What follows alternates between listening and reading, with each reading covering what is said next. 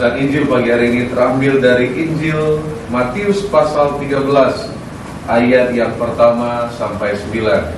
Matius pasal 13 ayat yang pertama sampai 9. Bersama-sama kita katakan, kemuliaan bagi Kristus juru selamat kita. Pada hari itu keluarlah Yesus dari rumah itu dan duduk di tepi danau. Maka datanglah orang banyak berbondong-bondong lalu mengerumuni dia, sehingga ia naik ke perahu dan duduk di situ. Sedangkan orang banyak semuanya berdiri di pantai, dan ia mengucapkan banyak hal dalam perumpamaan kepada mereka. Katanya, adalah seorang penabur keluar untuk menabur. Pada waktu ia menabur, sebagian benih itu jatuh di pinggir jalan. Lalu datanglah burung dan memakannya sampai habis. Sebagian jatuh di tanah yang berbatu-batu, yang tidak banyak tanahnya. Lalu benih itu pun segera tumbuh karena tanahnya tipis.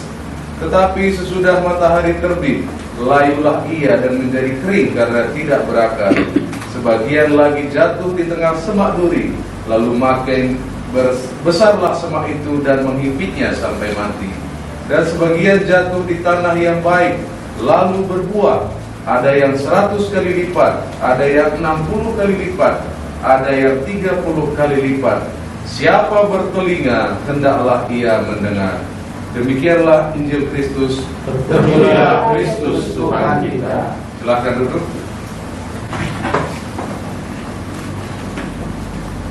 Sebelum kita mendengarkan firman Tuhan, mari terlebih dahulu kita bersatu di dalam doa. Mari kita berdoa. Berbicaralah kepada setiap kami melalui firman-Mu, dalam nama Bapa, Putra, dan Roh Kudus. Amin. Pagi hari ini kita akan belajar dari kitab Bilangan. Bacaan pertama kita Bilangan 13 ayat 23 sampai 33. Kita semua setuju karena apapun yang kita kasih makan pasti bertumbuh, benar ya? Kalau kita ada peliharaan di rumah, kita kasih makan pasti bertumbuh. Kalau kita punya tanaman, kalau kita rawat pasti bertumbuh. Demikian juga dengan iman kita. Kalau kita kasih makan, pasti iman kita bertumbuh dan khawatir kita hilang. Pertanyaannya adalah, mana yang lebih sering kita kasih makan, iman kita atau khawatir kita? Pagi hari ini judul firman yang akan saya bagikan adalah, judul khotbahnya adalah Feed your faith, beri makan iman Anda. Nah, kita akan membaca kembali dari ayat 23 sampai 33. Saudara bisa lihat di layar. Ketika mereka sampai ke lembah Eskol, dipotong mereka lah di sana suatu cabang dengan standar buah anggurnya. Lalu berdualah mereka mengendarnya. Juga mereka membawa beberapa buah delima dan buah ara. Ini 12 pengintai yang diutus melihat tanah perjanjian. Tempat itu dinamai orang lembah Eskol karena ada buah anggur yang dipotong orang Israel di sana. Sesudah lewat 40 hari, pulanglah mereka dari pengintaian negeri itu, dan langsung datang kepada Musa, Harun, dan segenap umat Israel di Kades di padang gurun Paran. Mereka membawa pulang kabar kepada keduanya dan kepada segenap umat itu, dan memperlihatkan kepada sekaliannya hasil negeri itu.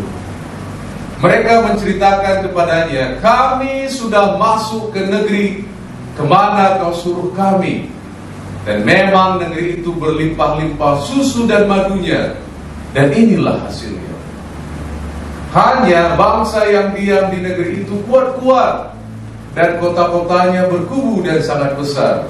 Juga keturunan Enak telah kami lihat di sana. Orang Amalek diam di tanah Negeb, orang Het, orang Yebus, dan orang Amori diam di pegunungan. Orang Kanaan diam sepanjang laut dan sepanjang tepi sungai Yordan.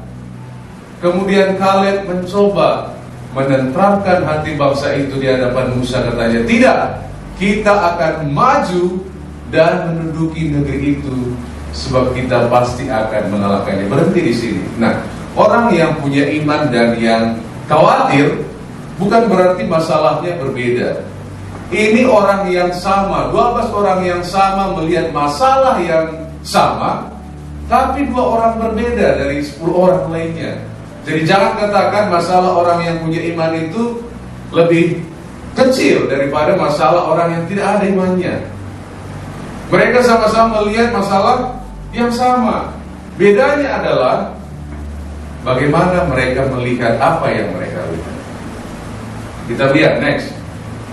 Tetapi orang-orang yang pergi ke sana bersama-sama, dia berkata, kita tidak dapat maju menyerang bangsa itu karena mereka lebih kuat daripada kita. Next. Juga mereka menyampaikan kepada orang Israel kabar busuk. Wah, jadi mulai kalau kabar busuk berarti nggak sebenarnya. Nah, biasanya kalau orang yang khawatir masalahnya A jadi A gitu, jadi lebih panjang, ya. Busuk tentang negeri yang diintai mereka dengan berkata, negeri yang telah kami lalui untuk diintai itu adalah suatu negeri yang memakan penduduknya. Ini masuk akal nggak? Kalau dimakan penduduknya, ada lagi nggak penduduknya? Habis. Udah habis kan? Oh, dimakan penduduknya, gitu kan? Tapi katanya tadi sebelumnya kan di tepi sungai ini ada anak orang ini, di sini ada keturunan ini, dan semua orang yang kami lihat di sana adalah orang-orang yang tinggi-tinggi perawakannya. Masa anak bayinya juga tinggi perawakannya? Semuanya katanya. Masa anak-anak kecil juga yang baru lahir juga tiba-tiba jadi tinggi perawakannya? Nah, kalau orang yang khawatir, mereka kasih makan khawatirnya ya begini. Masalahnya kecil dibesar-besarin. Dan ternyata kenapa bisa mereka melihat berbeda padahal masalahnya sama? Si Kaleb juga melihat ini kan, tapi Kaleb bilang enggak, itu melimpah susu dan madunya dan kita akan merebut tanah itu. Karena kita melihat sebagaimana cara kita melihat. Kalau kita melihat biasa pakai Mary itu biasa pakai kacamata, mungkin kalau kacamatanya warna hitam, maka semua akan dilihat kehitam-hitaman, benar ya? Meskipun kita pakai baju putih, kalau kita pakai, saya senang pakai kacamata hitam, pasti saya bilang kurang putih baju kalian ini ada agak. Kenapa? Karena saya senang pakai kacamata hitam. Kalau kita senangnya melihat semuanya negatif, maka itu merefleksikan diri kita sebenarnya. Kita tidak melihat masalah itu sebagaimana adanya, tapi sebagaimana cara kita melihat. Makanya orang yang 10 orang tadi mereka melihat dengan sudut pandang yang negatif, maka lebih negatif lagi, maka lebih dipanjang-panjangkannya lagi kan. Wah, semuanya memakan penduduknya, tinggi-tinggi semuanya. Next.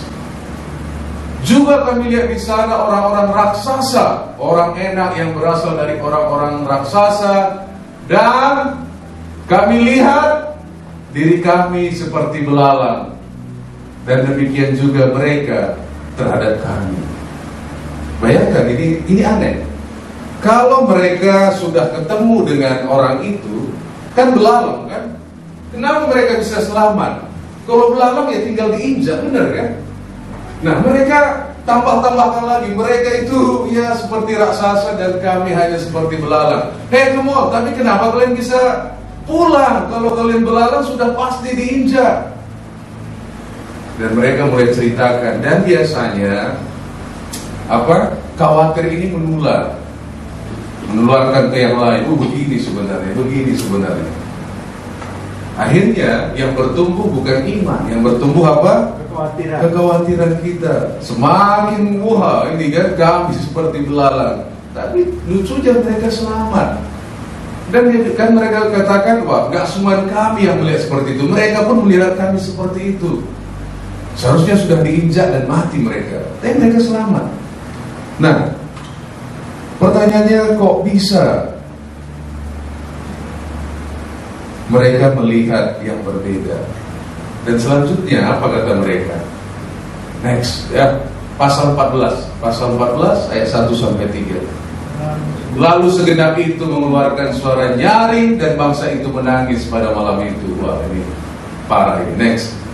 Bersungguh-sungguhlah semua orang Israel kepada Musa dan Harun, dan segenap umat itu berkata kepada mereka, sekiranya kami mati di tanah Mesir atau di padang gurun ini, mengapakah Tuhan membawa kami ke negeri ini supaya kami tewas oleh pedang dan istri serta anak-anak kami menjadi tawanan? Bukankah lebih baik kami pulang di Mesir? Apa yang dilakukan oleh orang yang khawatir? Ini pulangkan saja gitu kan. Mereka sudah mau sampai di Tuas, kan lebih baik kami di Mesir. Apa yang dilakukan oleh orang yang khawatir? Orang yang khawatir lupa masa lalunya. Dari mana mereka berasal? Dari Mesir. Bahkan di Mesir mereka tidak punya kehidupan. Mereka hanya budak, dicambuk, ya kan? Mereka tidak punya kehidupan di sana. Dan cara mereka keluar, mujizat yang luar biasa. Dulu saya waktu kecil itu cerita tulah Musa ya, Tuhan yang melalui Musa itu bagi saya luar biasa, amazing gitu. Dan saya belum pernah melihat sampai hari ini pendeta besar pun melihat perkara yang luar biasa seperti ini. Saya waktu saya marah kadang-kadang ya, bercanda saya minta turunkan tulah Tuhan, enggak Tuhan turunkan. Ini Tuhan turunkan loh. Luar biasa gak yang mereka lihat? Luar biasa, kita pun gak pernah kita lihat. Mereka melihat laut terbelah dua, luar biasa gak dilihat? Luar biasa. Orang yang khawatir lupa perbuatan Tuhan di dalam hidup mereka. Mereka juga lupa dari mana mereka berasal. Mereka gak punya kehidupan dulu. Dan mereka melihat apa yang luar biasa dilakukan oleh Tuhan. Yang pertama, kenapa orang khawatir? Karena dia lupa apa yang Tuhan pernah kerjakan. Yang berikutnya, mengapa mereka khawatir? Mereka cepat puas. Ya sudahlah, di padang gurun aja sudah cukup, kira-kira begitu. Waktu Tuhan minta mereka masuk tanah perjanjian, mereka nggak sanggup. Makanya ini lucunya apa? Anak-anak mereka tanya, sudah sampai belum? Dikit lagi. Sudah sampai belum? Akhirnya apa? Karena mereka menolak masuk tanah perjanjian. Berapa lama mereka muter-muter di sana? 40 tahun lamanya. 40 tahun lamanya berputar-putar di sana. Nah, luar biasanya, lucunya gitu kan. 40 tahun kemudian mereka kembali ke tempat itu. Seringkali kita memang bisa mendilai pelajaran dari Tuhan, menunda bisa, tapi Tuhan akan tetap balik membawa kita ke titik itu sampai kita lulus. Maka Tuhan setelah 40 tahun balik lagi ke situ. Akhirnya dipimpin oleh Yosua. Dan yang bersungguh-sungguh tadi sudah tewas di padang gurun, nggak masuk, nggak naik kelas. Nah, jadi mereka puas dengan di mana mereka hari ini. Saya harap kita nggak puas di mana NLAC hari ini. Amin. Wah, ini amennya kok. Ini sepertinya sudah puas. Amin. Amin. Nah, pertanyaan saya, bukankah orang-orang seperti 10 pengintai yang negatif ini tadi masih ada di sekeliling kita? Masih eksis ya? Nah, ada satu cerita, ada di seorang tukang pangkas ini di Amerika ya.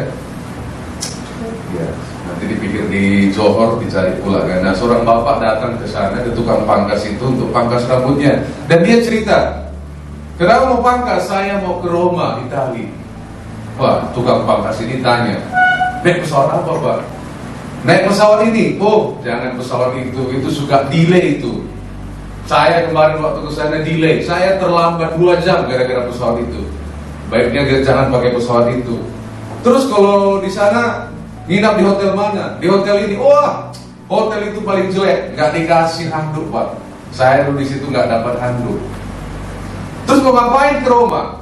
Wow, saya mau sales, mau jualan di sana. Jangan Pak, orang Roma pelit-pelit. Saya sudah ke sana, mereka nggak mau beli itu. Terus ya bapak itu keceplosan lagi di pangkas gitu, ya siapa tahu ketemu paus gitu kan. Ketemu paus kayak bapak ini. Paus itu hanya mau ditemui oleh pejabat Pak, jangan mimpi Pak. Itu kata di tukang pangkas ini. Akhirnya bapak itu sebulan kemudian datang ke tukang pangkas itu. Tahu nggak Pak? Pesawat yang Bapak bilang kemarin jelek, tahu-tahu dia bagus Pak. Saya sampai di Roma 30 menit lebih awal. Saking enaknya pesawat itu, landing aja nggak terasa Pak. Saya harus dibangunin pramugarinya. Dan hotel yang Bapak bilang jelek itu, saya begitu sampai disambut dengan handuk yang paling segar yang pernah saya terima. Luar biasanya Pak, dari kamar tidur saya, begitu saya buka jendela saya langsung menghadap ke Vatikan Pak. Pak, bagaimana penjualan Bapak? Pasti nggak lakukan. Puji Tuhannya Pak, itulah penjualan kami yang paling banyak selama yang pernah kami lakukan di Roma, katanya. Terus Paus ketemu nggak, katanya? Ketemu Pak. Si tukang pangkas ini kali, Paus ketemu. Gimana Pak? Gimana Pak? Wah, jadi saya dibawa dari satu lorong yang panjang, dan waktu itu waktu saya sampai di ruangan ini ada pakai karpet merah, ada saya lihat beberapa orang sedang berdiri di hadapan uskup, dan saya gemetar Pak waktu mau berhadapan dengan Paus, ya, Paus bukan uskup, Paus. Dan setelah mendekat dengan Paus, saya sujud, dia mengangkat saya Pak, suruh berdiri, dan dia lihat saya Pak, kiri kanan. Lah apa katanya, apa kata Paus?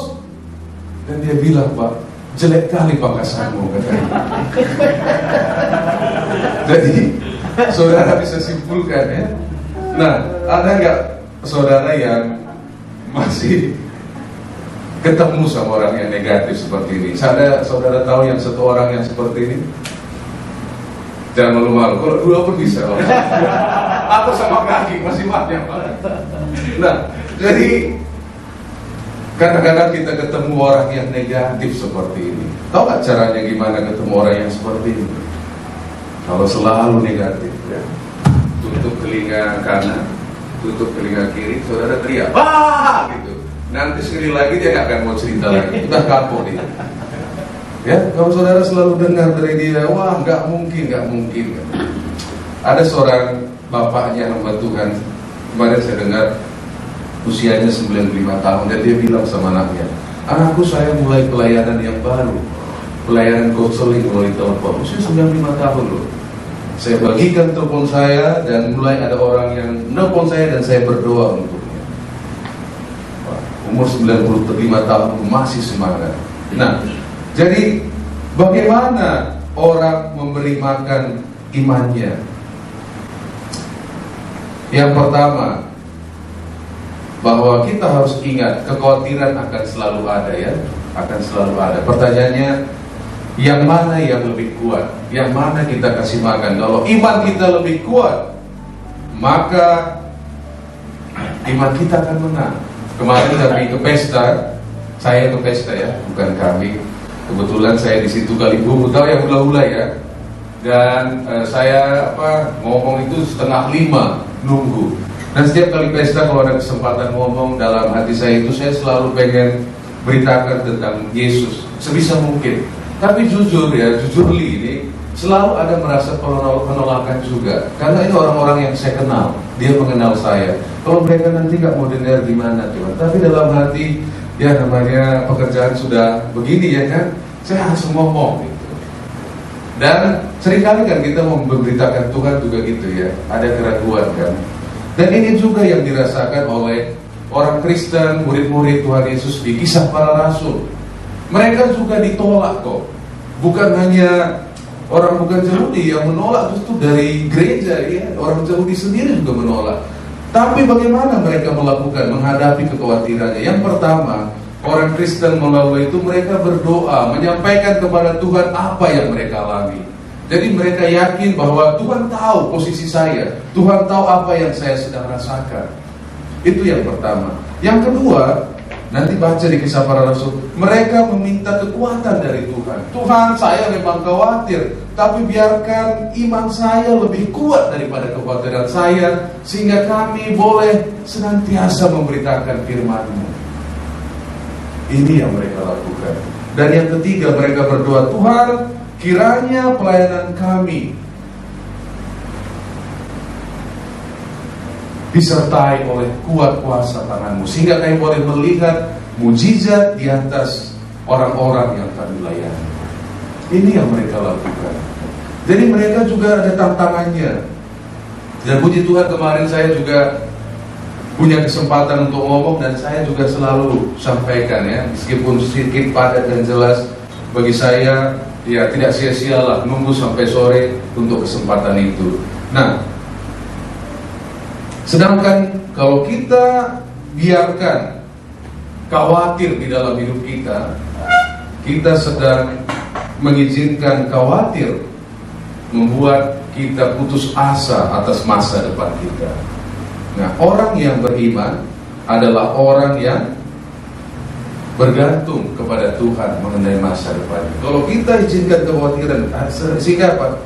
Kita putus asa akan apa yang kita lihat ke depan. Nah, kembali ke topik kita, bagaimana kita memberi makan iman kita? Yang pertama, kita harus memiliki sikap gratitude, bersyukur atas apa yang Tuhan sudah kerjakan kepada kita. Ketika kita bersyukur ya, seringkali kekuatan dari dalam itu muncul ya. Makanya saya suka bercerita, waktu saya dulu di Aceh, bukan untuk membanggakan diri, saya mengenang, saya pun dulu bisa diangkat gam gitu kan.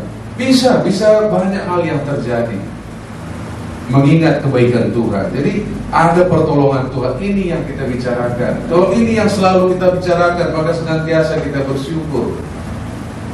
Tapi kalau kita bicarakan seperti tadi, wah makan kami belalang, wah, semuanya akhirnya kita senyum pun sulit. Kenapa? Karena gak ada lagi ucapan syukur. Dan orang yang bersungguh-sungguh dan orang yang beriman juga punya kelompok. Kalau kita bersungguh-sungguh, burung terbang bersama kelompoknya kan. Orang yang beriman akan menarik orang beriman lainnya. Yang pertama adalah gratitude, ucapan syukur. Yang kedua, grow, bertumbuh. Makanya Tuhan membawa mereka ke tanah perjanjian karena Tuhan sudah banyak menyertai mereka. Bayangkan kalau kita makan saja tanpa olahraga, sakit nggak? Sakit, badan jadi berat kan? Tapi kalau kita makan, benar ya teman-teman ya, ada olahraganya sehat, makanya kita perlu bertumbuh. Jadi saatnya kita juga grow sebagai gereja, sebagai NLAC. Jangan malu lagi memberitakan firman Tuhan, mengundang orang untuk datang. Nikmati penolakan itu, biar kita boleh naik kelas. Kalau enggak, 40 tahun berikutnya kita tetap ke titik itu kok. Ya kalau bisa janganlah 40 tahun lagi sudah kita begini. Benar ya, Tuhan tetap bawa mereka ke pelajaran itu. Pelajaran itu gak bisa di skip. Pelajaran dari Tuhan, dibawanya lagi. Kita bisa delay, tapi ujung-ujungnya kembali ke titik nol, kata Pertamina.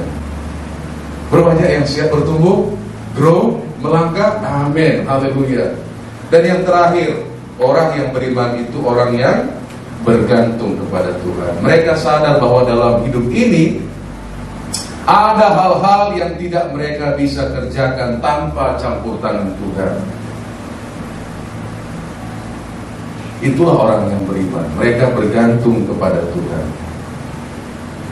Makanya Tuhan Yesus katakan dalam Lukas 18 ayat 15, Lukas 18 ayat 15, maka datanglah orang-orang membawa anak-anaknya yang kecil kepada Yesus supaya ia menjamah mereka.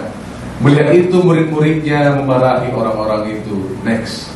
Tetapi Yesus memanggil mereka dan berkata, biarkanlah anak-anak itu datang kepadaku, dan jangan kamu menghalang-halangi mereka, sebab orang-orang yang seperti itulah yang mempunyai kerajaan Allah. Aku berkata kepadamu, sesungguhnya barang siapa tidak menyambut kerajaan Allah seperti seorang anak kecil, ia tidak akan masuk ke dalamnya. Anak kecil itu anak yang bergantung kepada Tuhan. Makanya Yesus katakan dalam Yohanes pasal 15, di luar aku kamu tidak bisa berbuat apa-apa. Masalahnya kadang-kadang kalau kita renungkan ayat ini, banyak kok yang bisa kebuat tanpa Tuhan gitu kan. Maksud ayat ini apa sih? Maksud ayat ini, gak ada yang bisa kita lakukan tanpa Tuhan yang memberikan konsekuensi, yang memberikan faedah kekekalan. Karena Tuhan itu kekal. Makanya sebelum kita ibadah, kita berdoa agar apa? Agar Tuhan urapi, agar Tuhan berkenan, agar apa yang kita lakukan hari ini, pagi ini, ada konsekuensi kekekalan. Dan hanya Tuhan yang bisa melakukannya. Kita ini bukan orang yang kekal. Makanya saya suka ini ya, quote ini ya. Nanti dicari siapa yang tulis dalam bahasa Inggris. Only one life soon be past. Only what's done for Christ will last. Artinya begini, hanya satu kehidupan yang segera juga akan berakhir. Dan hanya apa yang dilakukan kepada Kristus akan kekal selamanya. Nah, inilah orang-orang yang bergantung kepada Tuhan. Kita tidak bisa melakukan yang berfaedah untuk kekekalan. Di luar Tuhan kita tidak bisa berbuat apa-apa. Orang yang beriman melakukan 3 hal. Apa tadi yang pertama? Sikap bersyukur, gratitude. Mengingat apa yang Tuhan sudah kerjakan dalam hidup kita. Yang kedua, growth, bertumbuh. Ya, naik kelas. Nah, untuk naik kelas kita harus hadapi ujian itu. Jadi kalau saat ini kita merasa sedang dalam ujian, nikmati ujiannya ya. Biar masuk kelas. Oke, yang ketiga, bergantung, dependence, bergantung kepada Tuhan. Dan yang terakhir di 1 Petrus 5 ayat 7 saya bacakan untuk kita semua. Serahkanlah segala kekhawatiranmu kepadanya, sebab Ia memelihara kamu. Dalam bahasa Inggrisnya, because He care for you. Sebab Dia peduli kepada kamu. Mari kita berdoa.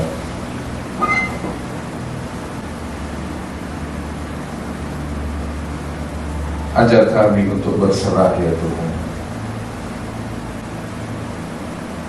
Berserah kepada Yesus, tubuh, roh, dan jiwa kami. Karena semakin kami berserah Tuhan, semakin kami kuat. Semakin kami berserah, semakin kami bersandar kepada Yesus yang mengasihi kami, semakin tumbuh iman kami ya Tuhan. Kami sadar ya Tuhan ada hal-hal yang tidak mampu kami lakukan.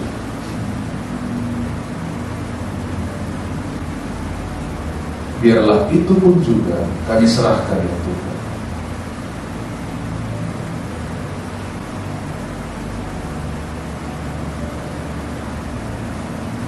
Dalam nama Yesus kami berdoa. Amin.